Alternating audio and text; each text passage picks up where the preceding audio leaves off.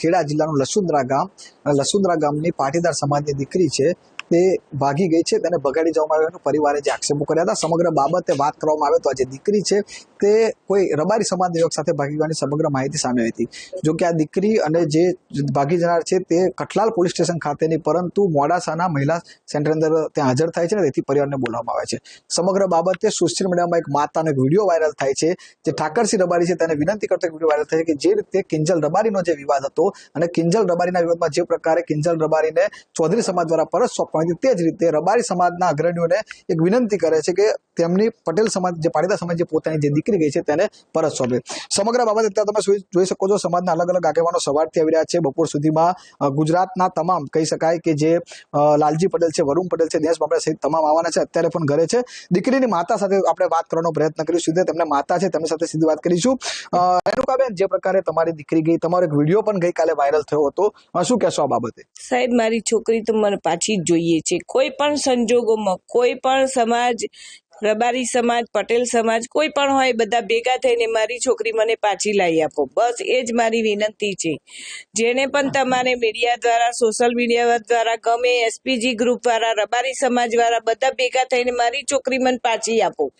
બેન, જે પ્રકારે તમે મોડાસા ગયા હતા ત્યાં આગળ શું થયું હતું, શું કહેશો? હું તો ગઈ જ નથી સાહેબ. મારી તબિયત સારી નથી, મારા હસબન્ડની તબિયત સારી નથી, પણ મારા એક ભત્રીજાને દુઃખને લાગણી થઈ કે કાકાને આટલી બધી તબિયત ખરાબ થઈ, જોવા માટે આપશે એ માટે એને પ્રયત્ન કર્યો. જઈને કહ્યું, સાહેબ અમારી દીકરી અમને પાછી આપો, એની મમ્મી બીમાર છે, એના પપ્પા બીમાર છે, પણ એ લોકો કોઈ માન્યા નહીં. મારી જોડે ફોન પર વાત કરવા ફટાફટ કાપી નંખાવતા હતા ફોન.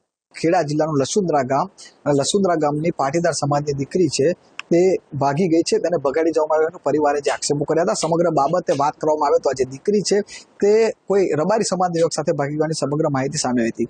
જો કે આ દીકરી અને જે ભાગી જનાર છે તે કઠલાલ પોલીસ સ્ટેશન ખાતેની, પરંતુ મોડાસાના મહિલા સેન્ટર અંદર ત્યાં હાજર થાય છે ને તેથી પરિવારને બોલાવવામાં આવે છે.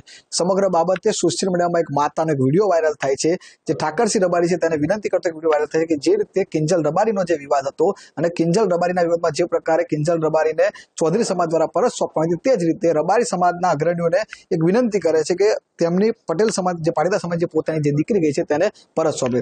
સમગ્ર બાબતે અત્યારે તમે જોઈ શકો છો સમાજના અલગ અલગ આગેવાનો સવારથી આવી રહ્યા છે. બપોર સુધીમાં ગુજરાતના તમામ કહી શકાય કે જે લાલજી પટેલ છે, વરુણ પટેલ છે, દિનેશ બાબરા સહિત તમામ આવવાના છે, અત્યારે પણ ઘરે છે. દીકરીની માતા સાથે આપણે વાત કરવાનો પ્રયત્ન કરીશું. તેમને માતા છે તેમની સાથે સીધી વાત કરીશું. રેણુકાબેન, જે પ્રકારે તમારી દીકરી ગઈ, તમારો એક વિડીયો પણ ગઈકાલે વાયરલ થયો હતો, શું કહેશો આ બાબતે? સાહેબ, મારી છોકરી તો મને પાછી જ જોઈએ છે. કોઈ પણ સંજોગોમાં કોઈ પણ સમાજ, રબારી સમાજ, પટેલ સમાજ, કોઈ પણ હોય, બધા ભેગા થઈને મારી છોકરી મને પાછી લાવી આપો. બસ એ જ મારી વિનંતી છે.